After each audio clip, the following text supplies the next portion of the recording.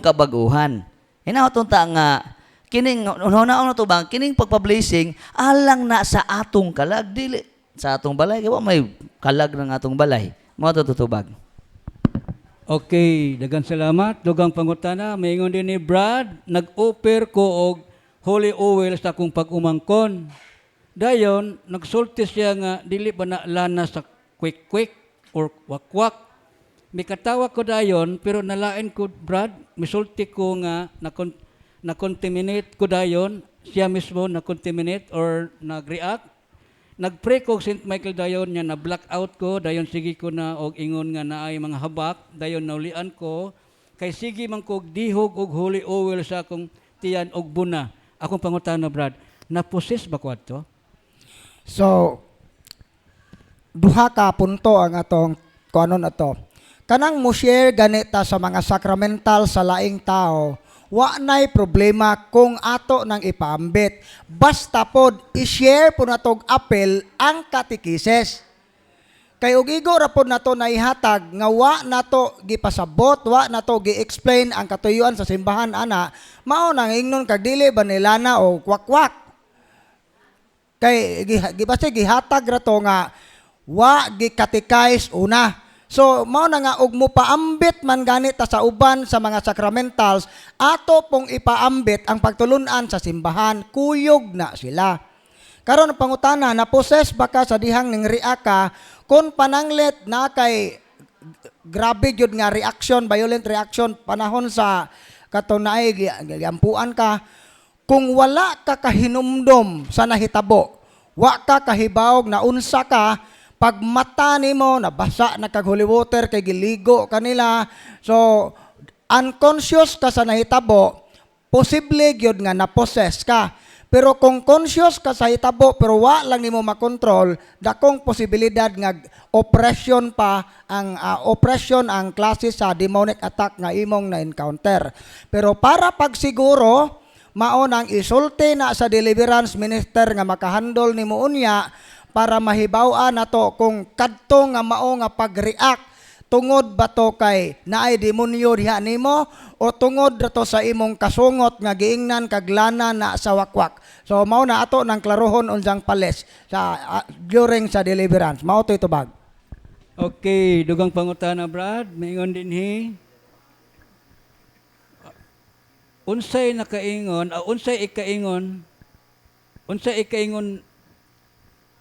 ikaingon ninyo, Brad, sa lawas nga lisod og gahi pawaon ang evil sa iyang kaugalingon. Healing is conversion. Doon na ba'y laing rason nganong dili jud mohawa ang yawa sa lawas? Na ba'y laing rason nga digid mohawa? Nga gahi man mohawa sa deliverance? So ingani ha, unsaon na to pagpaaw nganong naay mga cases nga ang yawa dugay mo layas.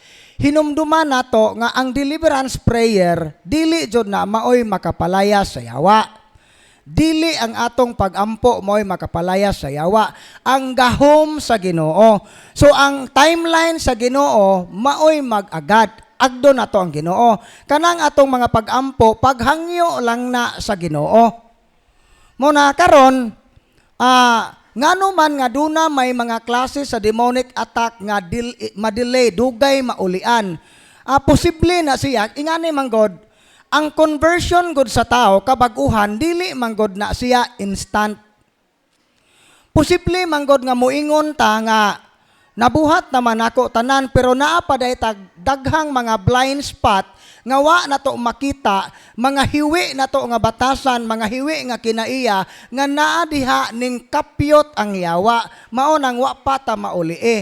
So karon, kung pananglit giatake ka sa yawa unya, wa pa ka mauli karon, mao jud na nga angay jud kang mo coordinate sa case officer o deliverance minister o sa exorcist nga naghandle sa imuha, para i-undergo ka sa gitawag og process of disappropriation. Kay usahay, ang atong mga negative emotion and negative thoughts, mao na'y hinungdan ngano nga ang yawa, dugay mo biya. So mao na nga ato nang i-check. So karon kay tingali pagbuot na sa Ginoo nga sa kanang motubo ang atong pailob, motubo ang atong pagtuo, ayaw mo kabalaka kung pananglit giposes ka kanunay ka moriak. Kay nga naman, kana nga sufferings, basta naa lang ta sa estado sa grasya, motubo ang atong merito, dili na alkanse.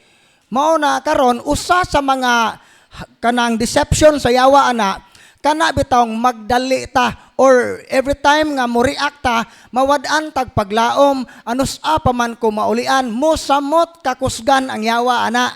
Kay isa na katimaan nga wa ta mo submit sa kamot sa Ginoo. Mao na bisag unsay nahitabo, Lord, maulian man kog dali o dili, ang importante nga ako nasayod ka nga ang akong kasing-kasing ug nahuna ako nang gitugyan nimo tanan. Ikaw na bahala kay why daotang mahitabo nako bisag naa ka bisan giatake ko sa yawa. Pero magdali ta, sige tagbagot-bot samot nagmoingon tag makit-an pa lang naho ning yawa, tukon jud ni naho, musamot kag di maulian. No? Mao na nga balik-balik yun na ni Father Darwin, ayaw pagdali. Nganuman kay ang tanan gitakda na nadaan sa Ginoo. Ang importante nganing kamot mao na ito bag. Okay, dugang pangutana, Brad, kung dili o walay reaksyon ang pagkahuman sa deliverance, nagpasabot ba nga free from evil na ang usa ka tawo kung dili siya mo react during deliverance?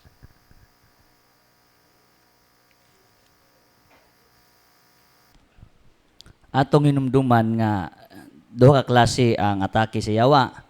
Ang una kanang dali makita sa mga tao kanang naay mga mayawaan, mga eskwelahan nga mga samisaniban, tawag na siya extraordinary attack. Ay dili po gagarantiya makaingon kag sila giyawaan ako wa. Ay ngano man pagbantay ni ikaduhang atake, kanang ikaduhang atake sa yawa. Ordinary attack of the devil. Wa lagi tagiyawaan. Pero ang atong batasan, labaw pa man si yawa. Diba? Mo ganina ang katuyuan din ini. Aron ta masayod, mugma padaulta sa Ginoo. Hunang inig deliverance, humana man kog deliverance sa lila dito sa center. Giapil pag kog ano hindi padre, wa man kumuriak. Dili ka garantiya nga wa kagiyawaan. Kay magsugod yun na sa atong kaugalingon. Magsugod sa atong pagkaugalingong panghunahuna o sa atong binuhatan.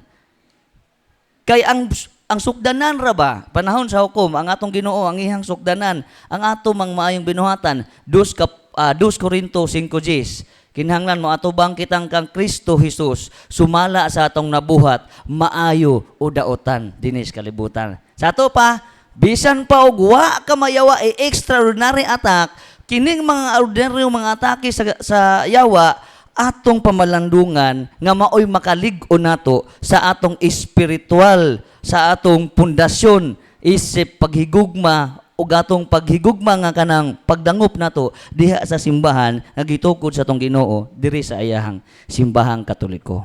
Natong ta nga mao ni makapaduol nato ba. Dili lang gud ingon nga ako mayawa pwede naman gud nga di na ko mosimba. Di.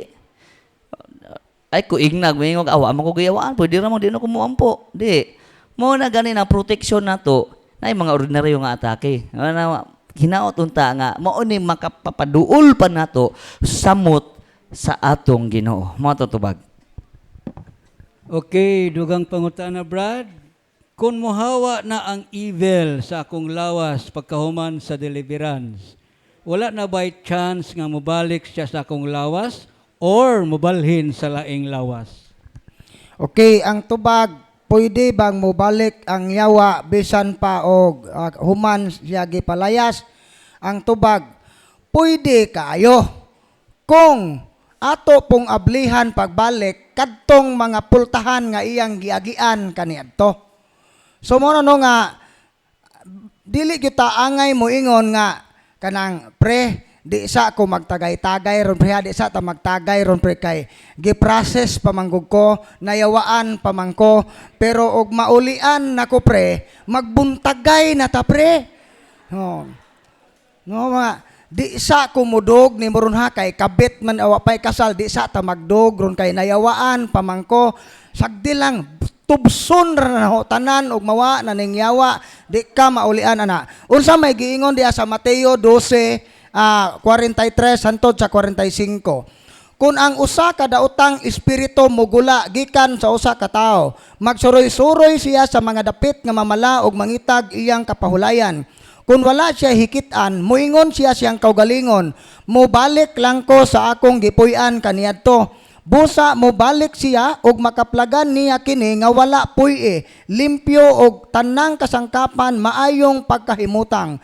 Unya mugula siya og mobalik nga magdala og laing 7 ka mga labi pang dautan nga espiritu labi pang dautan kay kaniya og manulod sila og mupuyo didto. Busa sa katapusan kadtong tawhana mulabaw pa kadautan kaysa sinugdanan. Nawar ha? Kung mayawaan gani ka, unya di ka mag-practice, dili ta kanagong ingon og kanang nag-adto sa lugar nga mamala, so kanagong nag-adto sa disyerto, ang usa kanagong naghulagway na siya sa usa ka tawo nga way grasya. Di ba ang disyerto way kinabuhi. Mao na nga ang yawa muangay na siya magsuroy-suroy ngadto sa mga kalag nga wa sa estado sa grasya, patay tungod sa sala. Karon inigtanaw niya inigbalik, oy wa man gyapon yung grasya ning undang manig simba, ning undang manig ampo, ning balik man ni pagpamayot, ning balik man ni kanang pagpangabit, akin ni magdakog laing 7 kamaskusgan nga espiritu, kay ngano man ang unsa man ang 7 simbolo na sa kahingpitan. Gusto sa yawa nga inigbalik niya hingpit na gyud imong pagkadautan aron masiguro na gyud ang imong kalaglagan. Mao na nga maningkamot yun ang yawa nga ang tanang tao mamatay nga mubiya sa grasya sa Dios. Mao na pinakahadlok nga atake, mamatay nga way paghinulsol. Mao na nga hangtod kanusa maning akong pagampo, hangtod kanusa man ko magbinuutan, hangtod sa kamatayon. Kay ang pagkabalaan dili na siya invitation ha, kundi sugo na ni Kristo. Kitang tanan gisugo ni Kristo nga magkinabuhing balaan, dili optional ang pagkabalaan. Mauna nga maningkamot ang tanan pagkinabuhi subay sa kabubuton sa Dios. Maunay tubag sa pangutana. Okay, Brad, dugang pangutana, doon na bagyo'y klase sa evil, Brad, nga lisig yun papahawaon. Nya, unsa may ngalan aning yawa, Brad? So, yung anin, nabay klase sa evil nga lisod palayason, ang tanang yawa, mulayas yun na pinagi sa gahom sa Ginoo ug otoridad sa Dios. Mapalayas yun na sila. Pero ngano man lagi nga naa may mga yawa nga dugay palayason, posible na nga naapay mga hidden openings nga wala pa nato makita. Example na may gitawag og hidden spiritual pride. Na detay garbo ba nga tinaguan nga nagtuo ta nga abi niyo ha, bisag unsa ka gamay sa garbo, basta naa na siya, gunitan yun na sa yawa. O naaba ka kay mga saing ani, ug unsay penitensya ihatag sa pare. Posible pod nga kanang atong demonic possession. For example sa una, sa wa pa ka ma-possess, daghan kayo kag bata nga gi-abort. Bisag kinsa laman bayhana imong birahan. Grabe kayo daghan kay kag mga tawo nga nalupigan. Mao na nga kanang imong sufferings karon, kining atong mga sufferings, kini siya gituyo ni sa Ginoo para reparation, mohimo tagpanghimayad sa kanhi nato mga daotang binuhatan nga murag wa nay kinutuban. So napanghimayad na siya, mao nang ang ato ra gyud submit nato na tanan sa kabubuton sa Ginoo. Naabayawa nga dugay mulayas, na di mulayas, naa kundi pud na nimo seryoso kang mopalayas. Mao na ang mopalayas jud ana. Of course, ang Ginoo isubmit ato tanan sa Ginoo. Ug unsay ngan anang yawaa, wala tay katungod nga mo ila-ila kinsa nang yawaa ang misod. Kay ngano man ang naay katungod mangutana, kinsa angan sa yawa nga misod sa usa ka poses, ang pare ra nga exorcist. Mao na kita wa tay katungod nga mo ila-ila. Kay og inyo nang ila-ilahon, basin hinuog mosamot nga di na hinoon na muhawa kay amigo naman mo.